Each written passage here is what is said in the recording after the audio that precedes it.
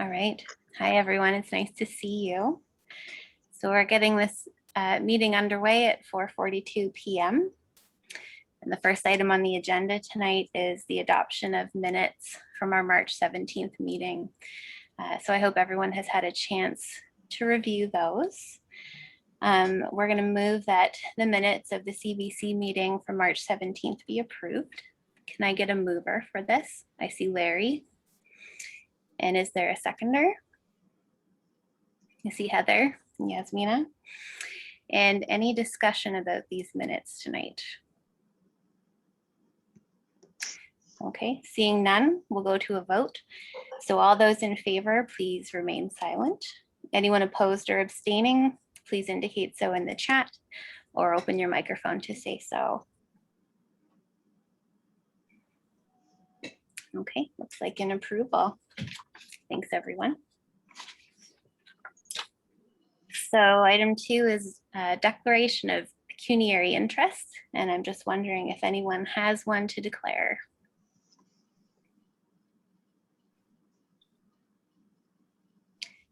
Okay. Don't we wish? All right, seeing none, we'll move to item 3, which is the adoption of the agenda for tonight's meeting. Can I get a mover for this motion, please? Katie. And is there a seconder?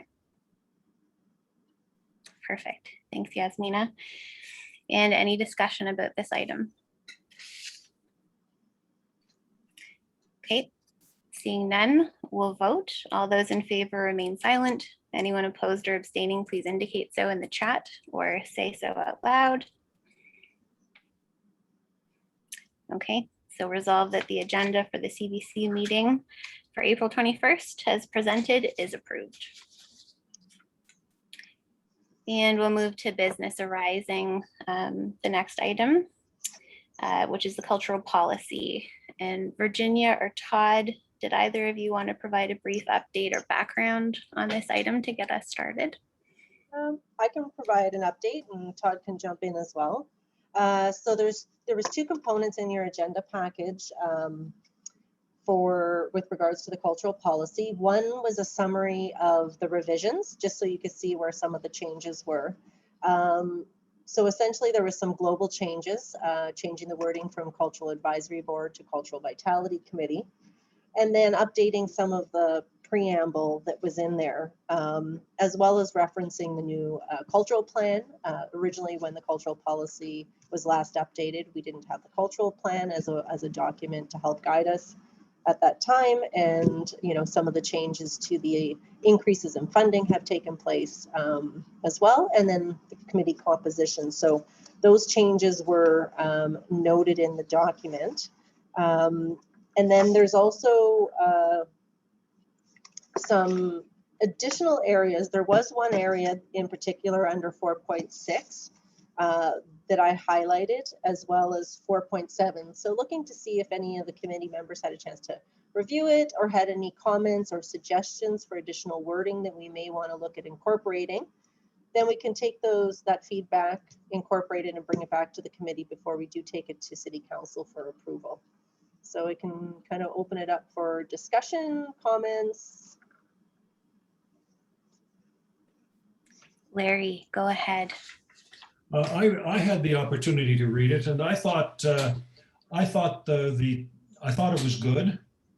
It makes the sections a little fuller. It doesn't make a sea change, but I think it's a good. I thought it was an improvement. And I'm assuming this is a living, dynamic document, but we can always revisit it if we run into things. I think experience will be a teacher.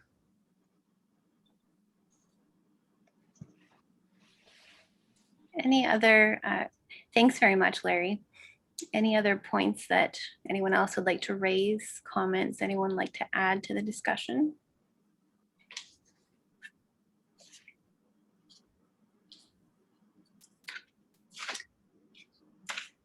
I don't see any. I did have a comment around some language in one of the sections. Just take a look at my notes. Looking at the point about the Cultural Vitality Committee, section 4, and the first paragraph of the proposed amendment there. I'm just wondering about people's thoughts changing equal access to equitable access in that paragraph. Reason simply being that I think it would be good if we were aiming for equity as opposed to equality.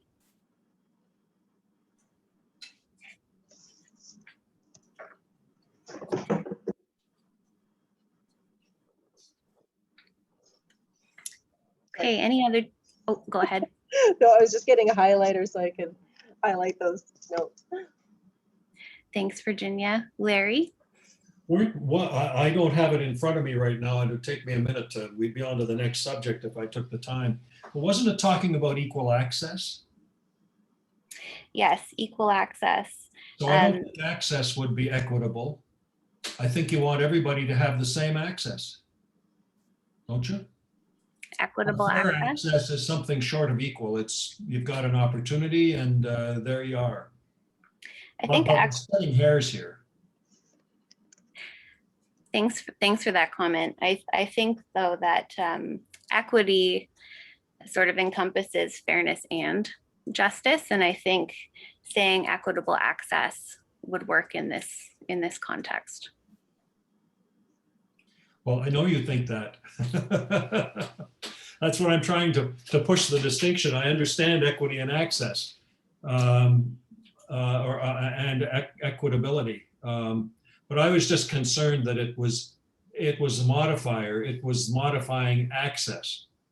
And we hope it'll produce equitable results. We hope that, and that means that the whole process is fair. It's talking more about, you know, and I guess maybe access is part of the process, but fair and equal access. Anyway, I mean, it's not a big deal to me, but I think there is a distinction between equitable and equity and equal. Thanks, Larry. Anyone else like to chime in on that piece or any other of the pieces in the summary document provided? Andrea.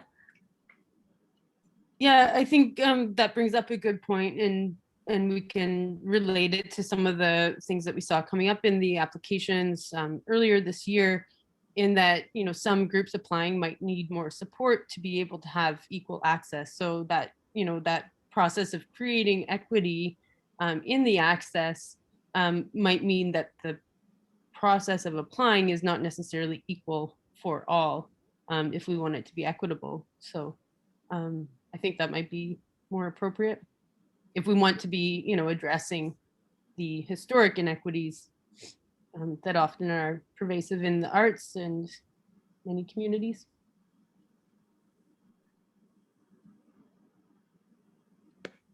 Heather, go ahead. Maybe we should just change the word.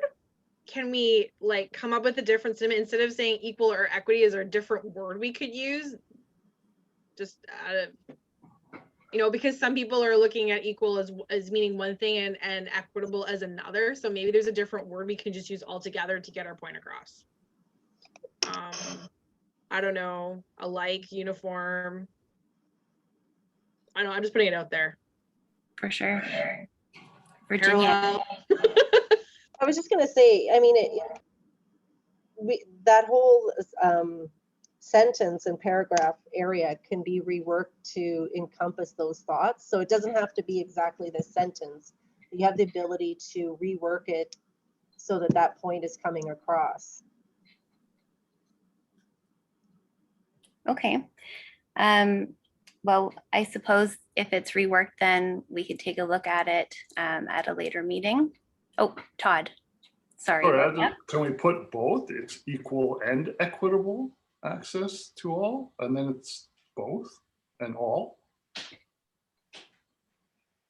Don't know, just throwing that out there.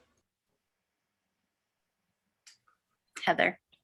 Oh, I was just gonna say, I think we should rework the sentence. Maybe if there could be maybe a couple of options that we could all take a look at, and maybe there's something that we can all agree at the next meeting. I would be fine with that.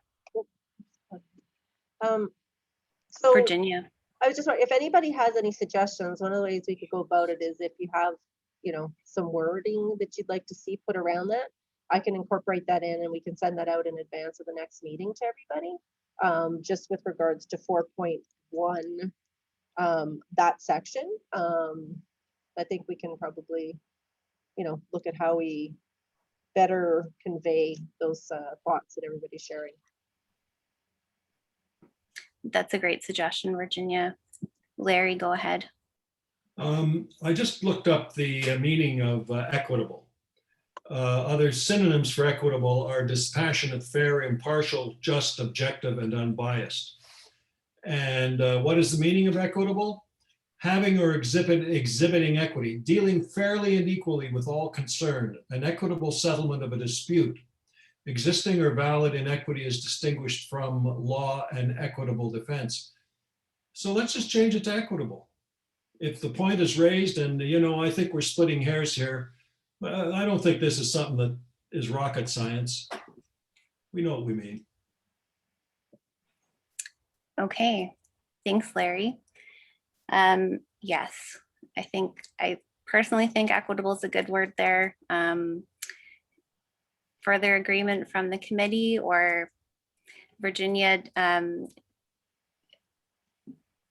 would you like to send would you like us to weigh in on this and send a couple of reworked, or is everybody in favor of changing equal to equitable?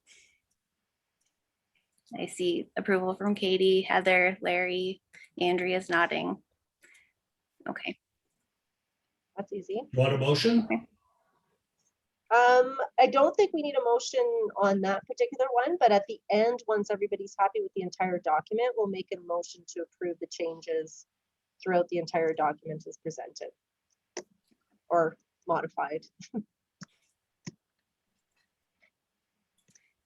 Okay, thanks everyone for your commentary on that.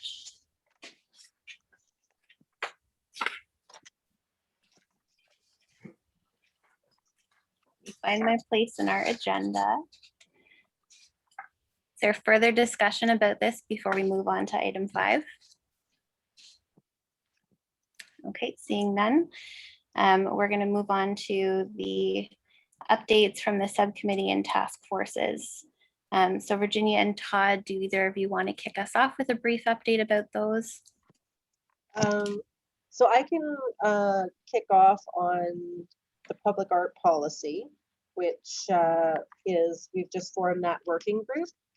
So we do have a meeting scheduled for, I think it's coming up end of next week on the 30th, to start looking at that. And Todd and I have done some research, and Todd's been pulling together a bit of an outline as a discussion starter for that working group. So that's kind of where we're at with that, and hopefully we'll have additional information following our meeting to bring to the committee in May. And I'll turn it over to Todd with regards to the rubric, and when that'll be coming back to the committee for approval in May as well. But Todd, I'll let you give an update. Okay, yeah, so we took the rubrics and sent them out to the subcommittee, or not this committee, the working group. And I did receive feedback from some. And so we took that feedback and incorporated it into the documents. I think we completed that last week. Did we send that out in the package, Virginia, or no? So the package was already sent out. Okay, so what I'll probably do is then we'll send that out for one final look to the working group members with those changes. And then if there's nothing else, we can present those to the committee. And if the committee is okay with those and approve those will be the final rubrics. I've been working on the oh man, it's the end of the day. The public art policy. And so yeah, hopefully we'll have that done and ready for that next meeting. And then the same thing, that'll go out. As soon as I'm done that, I'll start working on the application for the ACAP guidelines and do a first pass through that. Like we had one, but it was before we made the changes to the guidelines. So I'll take another pass, kind of get those into alignment, and then that'll go out to our working group as well, which were the ones that were working on the rubrics. Again, feedback, we'll compile all that, present it to the committee. Committee determines if there's any more changes. If that's okay there, then that gets incorporated. I don't know, does that one have to go to council for the application? No, so that'll just be done, and then that whole process will be complete for the ACAP. And that's, I think, it for now. All right, thanks, Todd and Virginia. I see Larry's hand. Go ahead, Larry. I got the rubric information and I thought that that was preliminary to the working group having a meeting. I think I'm on that working group, but I'm not sure. And I never did hear about a meeting, so I never got around to looking at it. So you never got any feedback. I don't know whether I'm supposed to feedback or not, but I got enough to do in a day, you know, without reading everything that comes across my desk. Yeah, no, we didn't actually have a formal meeting. It was just sent to the members of that working group for review. And when they were done, send it in. We figured we'd give you time because there was a bit to read through, to go through, gather your thoughts, put them together. I would kind of collate that, and then we'd push it back out to those members once I had all the feedback. And then you guys could do a last read on it. Well, So they weren't officially meeting. I'd be interested in knowing, for example, what spurred the changes and the sources and, you know, the background to the research and so on. I could jump in there if you like. Yeah, so the first one went through was kind of a blending for the original version of the guidelines. So when we added the ones that it included individuals and groups and collectives, we had to have a different scoring rubric because they don't always have annual financial statements and those kind of things. So we needed to modify something so that there was kind of a different way to review for those groups. Now those groups only fit into the one part of the ACAP funding, which is like the small project grants. Everyone else is required nonprofits are kind of scored on the nonprofit rubric. So we needed one for individuals and unincorporated groups. So that's why there was a split between the two rubrics. So was this all homemade, or is it? No, it was based off research of around, see what other communities are doing? Yeah, so we researched it. The vast majority of it is compatible with the Ontario Arts Council's rubrics for scoring these things. I always look at the city of Kingston, which is not that much bigger than the Sioux, didn't used to be bigger than the Sioux, and have a very active arts program. And I'm a great believer in not reinventing the wheel. So I was going to go and ask them. I picked up the phone a couple of times in on other situations and asked, you know, what do you guys do? What's your wording and how do you rank things, and, you know, what's your process? But I didn't do it because I thought, well, one shoe's dropped, maybe another one's going to drop. So I just left it. Yeah, no, we reached out. Like I reached out to several actually for the public art policy. Kingston is one of the templates we're pulling pieces from, right? So we look around for comparables, and then we pick out the best pieces, and then we tailor all of that to Sault Ste. Marie's situation. And then so a lot of this stuff is already vetted. We're not reinventing the wheel, but we are looking to take the best pieces from different communities that are similar, or some are bigger and have different kind of ways they operate. So it's like taking the best of all these different ones and bringing them together. So that's kind of our process. We're not building everything from scratch, but we do have to tailor it to kind of what's going on in Sault Ste. Marie. Plus we have to tailor it to all the existing policies, procedures, and all that kind of stuff as well. So we could give you, we can give you feedback before the next meeting. Yep, so you should have those documents somewhere in your email there. If you want to just take a look, flip it to me quick, I'll add it to the existing changes, and then I'll push that all back out to you guys, and then, you know, send me the feedback and we'll just put it in the next agenda package.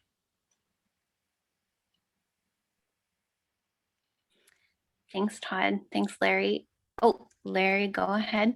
I do have I'm almost afraid to raise this because, well, it would be obvious. That's a lot. That package is big. And would there be any chance that those who want it could get a printed copy of the packages? We could go and pick it up at the front desk of City Hall under, if and whenever it's open. But I keep digital files of everything, so I've got everything in a digital file. But my poor little printer, to do 50 pages is, yeah. And the thing about being able to print when you're doing this kind of work is you can spread it out and you can make notes and you can juggle and you can, it's just easier to manipulate. So I was just going to ask. Go ahead, Virginia. Absolutely, Larry. We'd be more than happy to print it out.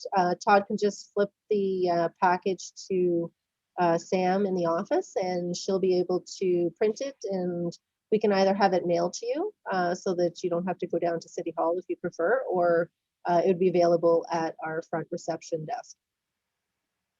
I just live a block away from you, so it's just a nice walk or a bike ride.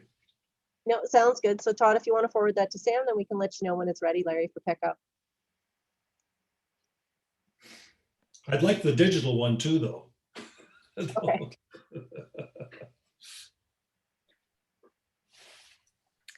Great. Any further discussion about item 5 and the subcommittee updates from anyone?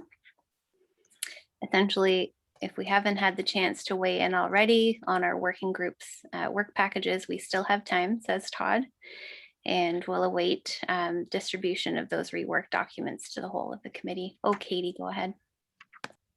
Hi, Virginia, I don't know if I'm missing some emails, but was I not assigned to a working group, or did I miss an email? I will have to go back in. And I don't need an answer this evening. If you just pop me off an email and let me know.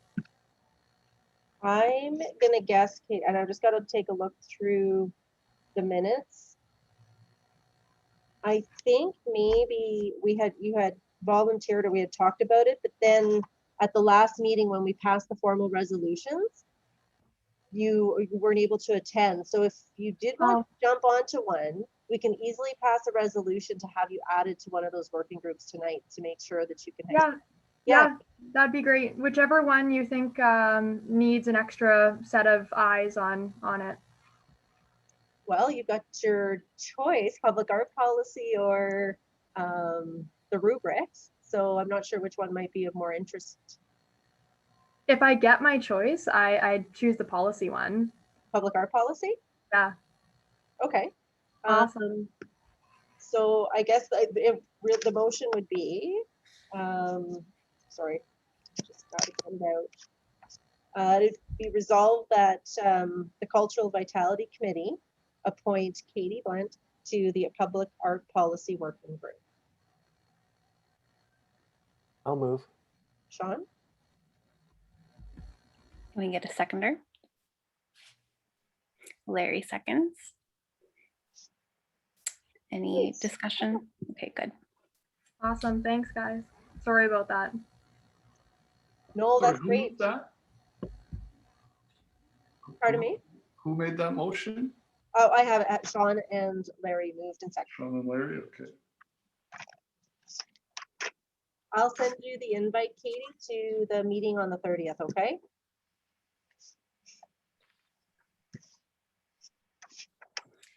Great.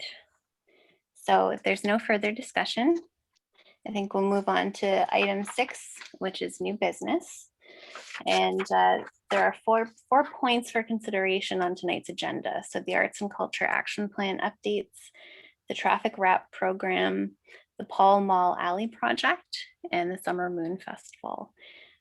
So perhaps I'll turn it over to Todd to provide some brief updates on these 4 points with thanks. Okay, thanks. Just give me a second here. I got documents all over the place here.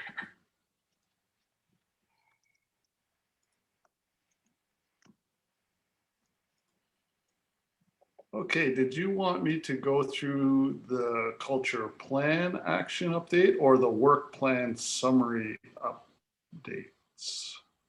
I think, Todd, if you just want to do an update on traffic wrap, Pall Mall and Summer Moon, just quickly. Okay, just those ones? Yeah. Okay.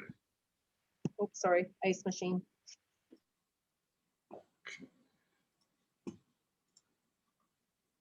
Sorry, just getting organized here. I had these all in order. Okay, so arts and culture action plan. I'll just use some of the stuff that we are talking about, I guess. Traffic wrap program, we have been working with the college. So we will have a number of students this year as part of their curriculum work presenting artwork for traffic wraps. We'll have all those done the 30th of April. And then we will have a subcommittee or a working group that will review those, which will consist of city staff, Jordan Tibbles, who works in the work section, but he's their graphic designer there. And we will have some people from the community. And then we will also have 2 members from the college for the review process of those. This year we'll be putting 6 into the community. So the program's kind of set up this year as a bit of a competition. So the students will present their artwork to us with all the rationales. The committee will provide feedback, or the working group will provide feedback to those students as part of their work. And then we will select the 6. Those will be installed this year. The rest we will keep on file. If there's future projects or opportunities to use that artwork, we will do that. And then we'll carry this on as an annual project. We will be looking at new and different things besides just wrapping the traffic boxes. So we're looking at other opportunities to do things like bus shelters maybe, or other things of that sort to try and diversify that program. Pall Mall Alley project, we're looking at doing that. Doing a call for artists for that again, probably a little later in the summer, fall, early fallish. So there's, I believe there's 6 or 7 displays there. We'll do a call out. Last year we got 27 applications. So we'll do a call out again. And then we will proceed with that project. Summer Moon, for this year, we've had to defer 3 or 2/3 of the project till 2022. So this year we're going to proceed with the mural project, and we're deferring the music and the community programming components till 2022. So yeah, this year we'll be doing the murals, and that's about it. But it should be a good kind of prelude to what we're hoping next year to be able to finally launch the Summer Moon officially. Because right now we've been kind of rolling it out in little pieces at this point, just due to COVID. So that's the update for those. I don't know, is there anything else, Virginia, you wanted to touch on under the action plan items or anything? I think that's most of it right now. Last year, I guess one of the projects that we did was an art project through James Street, where we engaged residents into painting planter boxes and different areas down there. We're going to be doing that project again this year to continue bringing art into the community and having the residents being involved in creating that art. So we're pretty excited about that part of the project. Yeah, and hoping to do additional beautification projects through the summer with our senior painters. Hopefully we'll be able to have them back in our building soon. They're looking at doing some of the garbage cans that are in our neighborhood parks. And we're going to continue to do some artwork on basketball courts and different areas. So yeah, looking to continue to bring art and vibrancy into neighborhoods throughout the city. So that's kind of exciting for us, and we will have some summer students that are able to help with some of those fun projects. Oh, and I do have a little update I forgot on the creation of 3D public art and installation projects. So we've been working with Tom O'Flanagan from Algoma U on doing a similar project, but three-dimensional installation art in the community through their program at Algoma U, the Fine Arts program. So that we're hoping should be on its way out as well, and we hope to make that an ongoing. It's basically similar to the traffic box wrap that we do at the college, only this would be a 3D public art installation project with Algoma U. So that's another great project that we have going on this year. Thanks for those updates. It sounds like there will be a lot to watch for as the summer unfolds, and lots to look forward to. I see Andrea's hand, and then I see Larry. So go ahead, Andrea. Circle back to you, Larry. Thanks. I guess I'm wondering when there might be some information about, whatever is happening with the summer moon. I know at 180 Projects, we were trying to align our exhibition that would be opening around that time, even though, we likely won't be able to have anyone in. We still wanted to align the opening and the launch of that exhibition with the Summer Moon Festival. So just once there is something online about it, that would be great. And if there is an opportunity to link up these other events that are coinciding as part of it, that would be amazing. And then after, I've got some updates about that course. So Todd, once you and I can talk, then maybe others can know. Thanks. Yeah, and I think Summer Moon, as far as the murals for this year, will be June 18th to the 26th. And then all these other projects are kind of hitting around there, and or in the later summer and the fall, kind of in a culture days in that range. So yeah, but any opportunity, if you let us know when you're doing, we can cross promote and market and all that kind of thing. That's not hard at all. So just let me know and we'll kind of work it and blend it all together. Thanks, Andrea. Larry, over to you. Thank you very much. You have to pardon my ignorance. I think my questions are partly because I'm new to this, but I don't quite really understand what this committee's relationship is to those projects. Do we have a budget? Are we partners? Is it our responsibility? What I don't quite understand. Virginia? So the Cultural Vitality Committee, part of one of the major documents is the cultural plan, which we shared at the beginning of the year. And a number of these action items and projects that are being worked on tie back to that cultural plan. So although the committee may not be directly hands-on involved with some of them, it's there for updates so that you can see that there are a number of items that are being worked on from that perspective that tie back to the overall cultural plan, which, murals, creating art is one of those components, as well as a number of other items through heritage, youth, and those different initiatives. So it's really trying to make sure that the committee's in the loop. And then if there is synergies like Andrew just brought up with 180 Projects wanting to tie to Summer Moon, we have that ability to connect the different groups that may want to be engaged and involved in different projects.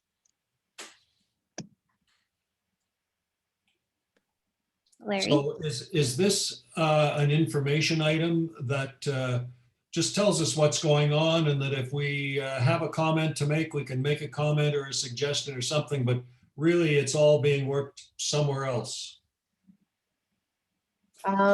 So yeah, a lot of these are just kind of updates. So we will be bringing updates to the committee with regards to action plan items. And sometimes, there's opportunities for committee members to be involved. So for example, with the Pall Mall project last year, we had Andrea and Sean were able to sit in on the review of that artwork.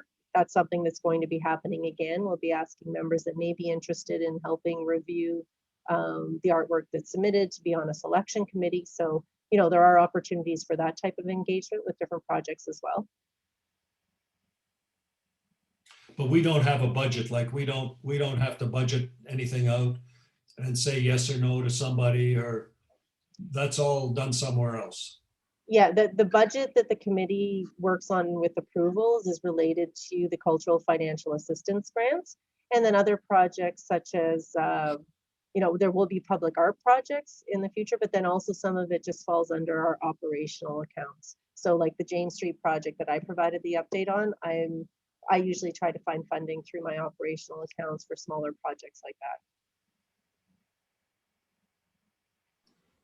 Yeah, just if I could jump in there, the committee oversees like Virginia said, the budget through like ACAP, so the Arts and Culture Assistance Program, and through the public art policy. There's a process there that's taking shape now that the review process for those and the selections of sites and artists and projects and et cetera all are done by this committee. So in that regard, you kind of control the biggest bucket of money. So.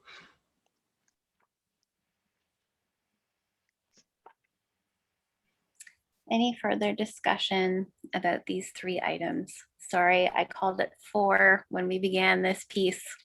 Should have said 3.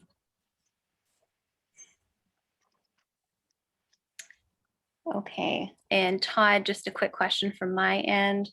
When that call for the Pall Mall Alley project is ready, you'll be sharing that with the committee and we can help with the dissemination of that? Absolutely. We always push everything usually out through you guys because that's why you're on the committee, right? So Right. Perfect. And Okay, sorry. And just from Go ahead. timing, we're hoping to start the call out in May and have it close sometime in July, giving the artists a couple months to either pull together their artwork or maybe create a new piece that might fit those requirements. And then the goal would be to evaluate that artwork through July into mid-August, and then go to production in August for a fall installation in time for Culture Days. that sounds great. I'm looking really forward to seeing all of these things roll out and to be a part of them. Okay, let's move to item 7, which is correspondence. And there's a letter and an email included with the agenda package that hopefully everyone's had a chance to review. Virginia, would you mind leading us in a review of this? Sure. So a letter was sent to the mayor and members of city council by the Sioux Symphony Orchestra at the end of February, which kind of provided a bit of an overview of the symphony, the history, and then also the impact that symphonies have, on communities. And then it talked about, the funding and how other municipalities of either similar size or close to the size of Sault Ste. Marie have funded symphonies directly through tax contributions. So it kind of provides a bit of an overview I think when I copied this, I was missing a page. Sorry. So yeah, it provides a bit of an overview kind of what other municipalities are doing directly. So right now, currently, we have a funding pot of which is $104,000 that the Sioux Symphony did apply to, and we did fully fund their request. But I think this is kind of showing, in addition, other municipalities are almost giving an operating grant to the symphony, similar to what we would do to for other organizations such as the Bush Plain Art Gallery, where they're funded at a much higher level than applying to that individual pot. So I think they're trying to create awareness. They're looking for consideration to having an increase, and I think probably some type of set funding.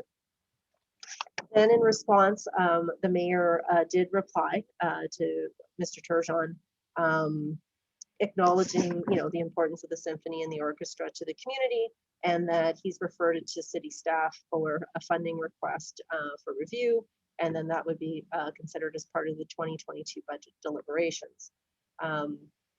Just to go back a step, so when we did the cultural plan, part of that plan was to every year ask for some additional funding for arts and culture.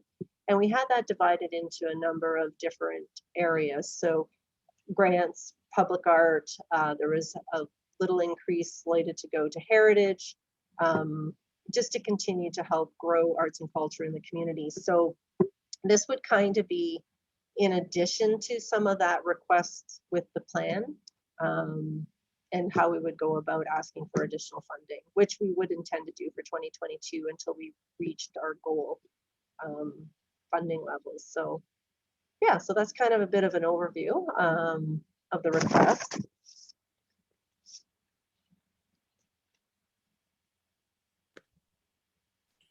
Thank you, Virginia. I suppose I wonder if there's any particular action that we need to take as a committee on this at the moment. Oh, I think, sorry, you can go ahead, Larry, or. I assume the mayor sent this to us, or the mayor sent it to staff and the staff sent it to us. I'm assuming they want some feedback. The poor mayor is probably saying, what do I do with this? This is an unusual request. It was a very well-written letter. I want to make some comment. I thought it was a very well-written letter. But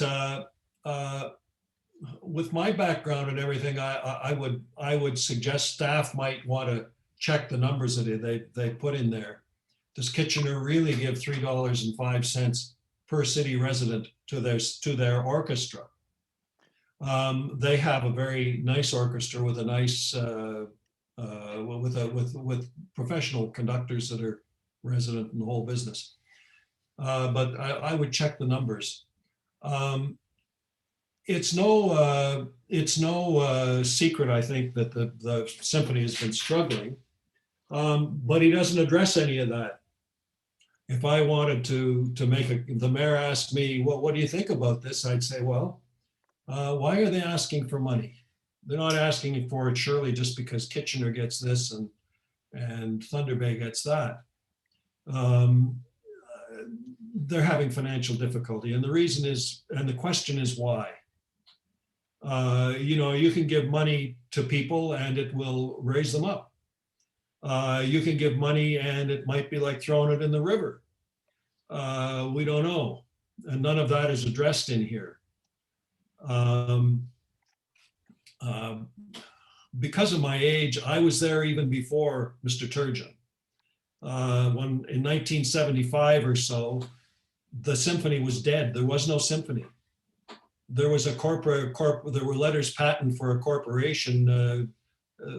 Then Justice Greco, who would become Justice Greco, was holding it, and myself and Elsie Savoy and the minister at Central United Church, and there were one or two others, I forget, got together and we resurrected the symphony. And we found money from Algoma Steel to bring in players, string players. The city was very, very, had a lot of music going on, the Comedy Guild, Sioux Opera. I mean, there were pit orchestras, big orchestras that were used in a lot of these shows. And singing over them was not easy, let me tell you. But they needed violins. And so we got $60,000 from Algoma, and we got money from other places. And we brought in Guy Trafficante and 2 or 3 other string players. And they were successful. Through the symphony, we resurrected the symphony and brought it back together and got it going and built a board for them and so on. And they produced a lot of excellent musicians. So I think the proof is in the pudding. I don't think there's any question. Why have they fallen on such hard times? What's going on? And I would ask those questions. I have some answers, but I'm not going to presume to do that here. I don't want to get into gossip. But they need help. Thanks, Larry, for that input. I see Andrea's hand and then Sean. Go ahead, Andrea. I just wanted to confirm, I'm pretty certain it was already said moments ago, but they were funded to the full amount that they requested in this round. So I know Sean and I were both sent this letter from Ed when it first came out, and I was a bit confused as well because we did fund their full request. And it would be interesting to clarify whether this letter was coming from the Sioux Symphony with Ed as a board member or just through his role as the director of music at Algoma. Thanks. Thanks, Andrea. Go ahead, Sean, and then we'll go back to Larry. Hi, everyone. I did actually run into Ed. I can't remember the exact number of days ago, but anyway, we were able to chat about this, and I expressed, in passing, not speaking for the committee, but that I wasn't sure if immediate action could be taken just because we don't have a budget, but certainly the applications to the Cultural Financial Assistance Grant were very positively received. And to Larry's point, and especially myself and Heather from being on the Cultural Advisory Board before, we've seen an evolution of what's been going on at the symphony, and I think that they have been struggling for some time, but I think that there's strong evidence looking at their applications year after year of things turning around somewhat. Now, of course, that doesn't solve the immediate cash flow issue, but as I have expressed, and I think as the mayor's response also illustrates,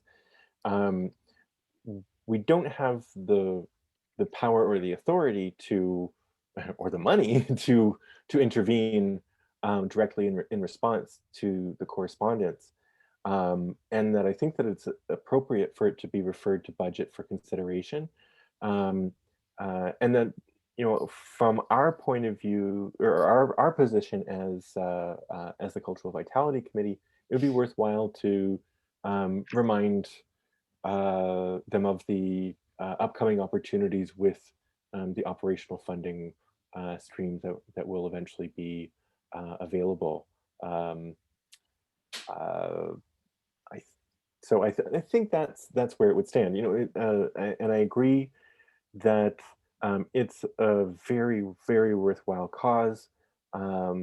Tremendous, talented musicians and work going on both in terms of the not only the caliber of what's being done. I think we saw with their previous application as well, the creativity in adapting to the pandemic and the challenges that poses. And also with the work that's being done on their board as well. So I think that procedurally it's a little odd, but I think that we just highlight the avenues that are available, because essentially that's what we're limited to.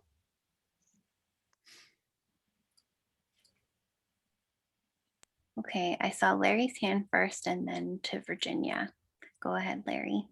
I think you can rest assured that Ed is writing on behalf of the symphony because it's on Sioux Symphony letterhead. And I went into the website earlier today or yesterday, I forget when it was, and he's on their board of directors. He's probably the only one on the board that could have written that letter other than John Wilkinson, their conductor. Because he's got experience with them as a performer. He joined in about a year ago when I think about a year and a half ago, he joined the board to try to help them get out of the hole. I think they're looking for a bailout. That's what they're looking for. and then they want ongoing operational support. And they see the examples of the art gallery, the museum, perhaps the Bush Plane, where the city has put, you know, we don't give the money out for those. They've got their line item, budget line item issues, I think. But we know that the symphony has some very serious structural and operational problems. That's why they are in the situation they're in, partly why they're in that situation. So I would be all for the city somehow helping them, but I think there are questions that have to be asked, and that's the only reason I'm raising this. It's a friendly discussion I'm trying to have.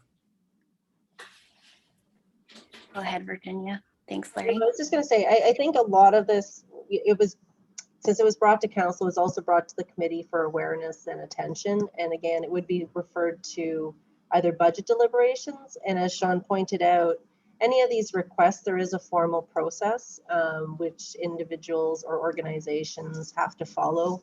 So that would be, as Sean mentioned, you know, reminding them and talking to them about the different opportunities that exist through the different funding streams, how to apply, what does that look like? And then when that process does happen, obviously it goes to our scoring and our rubrics and the vetting process at that point in time. So I think, you know, ultimately, you know, we'll reply back, just letting them know and explaining the different avenues that we currently have, and that we are going to be looking for, again, an increase to the arts and culture funding that we have in past years to continue to grow the amount of money we have to provide assistance to different organizations in our community. Larry. Something that they should be made aware of. And if somebody could do it quickly for them, because time may be of the essence, but the Trillium Foundation has some wonderful granting programs for groups or institutions within a community that are considered critical. And they're big money. And it's intended, I think, to keep you know, touchstone groups and genres open in communities to help us get through COVID. And they have, I think the symphony could fit into one of those programs, and they should be aware of it, but they may not know. Thanks, Larry. And there is an OTF operating deadline coming up next week, I think on Well, that's it. 29th. I'm working on an application right now with somebody, so that's why I know about it. Mm-hmm. Heather, did I see your hand? Okay. Yeah, I found letters to be really interesting. Just putting it out there, it might be interesting to find out whether or not the information can be verified in that letter about what types of support other cities give to similar symphonies. I don't think it hurts to ask questions and find out, just for our own knowledge. I also wondered, like, you know, and just having the discussions about like the number of organizations that are having a really hard time because of COVID. Is there something that maybe we can issue out, some way to tell everybody, like, these are all the programs that are available, because maybe everybody doesn't know?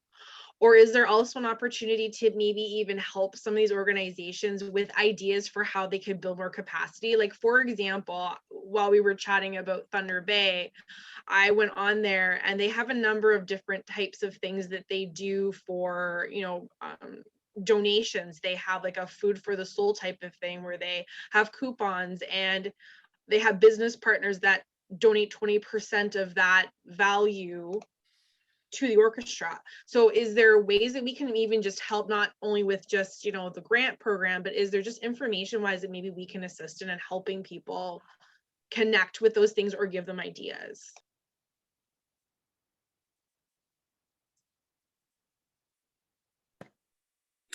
That's a great idea, Heather. Go ahead, Todd. Yeah, that's again going back to our one-stop shop kind of web presence, portal, hub, whatever you want to call it, where all that information will be there under a resource section by discipline that people can go in and find that relevant information. It takes time to develop these things. As you can see, we have many, many projects on the go, plans, policies, and all of that. But these things do take time, and the web-based, because we're not creating that in-house, that process takes time. We have to get pricing and all of that. But that is as part of one of the action items in the culture plan, is to create that resource for grants, connecting with other organizations that are similar or not, and all those kind of different connections in the community, just to make it easier. An example is in Music City. It's the same kind of thing. There's like, we need that one place where we can always go to look to find what's going on, so we can plan our events, and we're not cannibalizing or competing, we're coordinating and collaborating, right? So, I wish we could just snap the fingers and it happens, but it is in progress and we are working on it. So that will be coming in the future. Thanks, Todd. I saw Virginia first and then Heather. Yeah, so just continuing kind of off of what Todd said, and to answer Heather's question as well, we are hoping that we will have an updated arts and culture website where we can post all of that information in the near future. But in the meantime, we do have a list of organizations that did enter into our database. So we could send out a blast, kind of just an email blast with some of that information to the organizations that have signed up and registered with us, that we have email contacts for, just saying, here are some opportunities that you could take advantage of right now if you're, to continue your operations. So we can send that email out and get something out in the meantime until we have our website up. And we have been posting on social media, any grants that come along, or I've been hitting up a lot of committee members to forward me anything that, or push out any information that's coming in or going out as far as grants, resources, events. So we're asking everybody to kind of, if you push that information to us now, at minimum, it'll be posted on our social media, some of them on the website, but I do push out a lot of information. You probably get the emails from me. If I get that, I do push it to the committee to push it further into the community, because you guys have a very good network. So yeah, we're in the interim, that's what we're doing. So if you do have any of those opportunities that you're aware of, just send me a link and we'll push that out. It's great, Todd. Thanks for that offer. Heather, go ahead. Thanks for the answer. That's great, because you know what? People need resources so desperately right now, and they don't know where to go because everything's everywhere. I'm assuming then that there's going to be some type of response then in addition to the mayor's response. Could we gently in an email give some of those resources, like some of those options to the Sioux Symphony, because obviously they need help. So if we could just, however we respond, include those, because maybe that will give them the opportunity to apply for some assistance. Thanks. Thank you, Heather. I saw Sean and then Virginia. I see Ed every now and then, so well, not bumping into each other anymore, but it wouldn't be hard for me to connect with him. So I can do that on an informal basis if it saves staff time as well, and can help them connect with Trillium, OAC, or Canada Council, and some of these. They may already be aware of it, but we just want to make sure that they're connected to the resources that are available. Thank you, Sean. Virginia, over to you. Oh, I was just building off what Sean said. I was just going to include, I saw Andrea put the OAC and CC up there as options as well. So I was going to include those along with the COVID relief funds that are out there and Trillium. Sure.